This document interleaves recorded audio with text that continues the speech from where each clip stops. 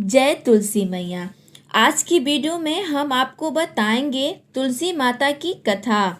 हिंदू महीने में कार्तिक माह का अत्यंत महत्व माना गया है। इस पूरे माह में स्नान दान तथा अन्य धार्मिक कार्यों को करना शुभ माना गया है। कार्तिक स्नान के साथ तुलसी जी की पूजा का भी अत्यंत महत्व है। इसी माह में तुलसी जी का विवाह भी कराया जाता है। जिन्हें कन्या संतान नहीं होती वह तुलसी जी का विवाह शालिग्राम जी से कराकर कन्या दान का सुख पाते हैं।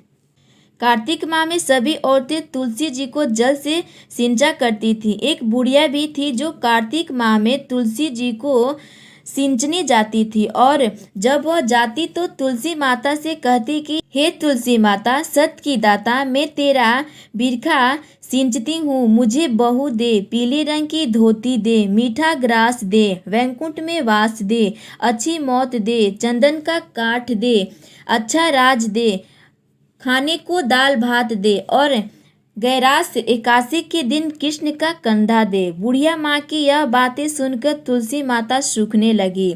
तुलसी माता को यूं सूखते देख भगवान ने पूछा कि हे तुलसी, तुम दिन प्रतिदिन क्यों सूखती जा रही हो। तुलसी माता ने कहा कि बस मेरे मन की बात पूछो। भगवान ने कहा कि मैं नहीं पूछूं तो कौन पूछेगा। इस बार तुलसी माता कहती है, एक बुढ़िया आती है और अपनी बात कहकर चली जाती है, मैं उसकी बातों पूरी कर दूं, लेकिन कृष्ण का कंधा कहाँ से लाऊंगी। भगवान कृष्ण बोले कि वह मरेगी तो अपने आप ही कंधा देने आऊँगा, तुम बुढ़िया माई से यह बात कह देना। इसके बाद बुढ़िया मर गई।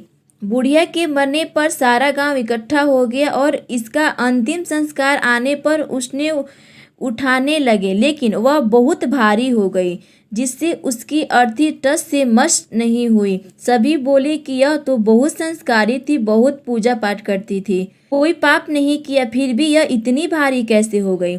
बूढ़े ब्राह्मण के वेश में भगवान आए और कहने लगे कि यह भीड़ कैसी है।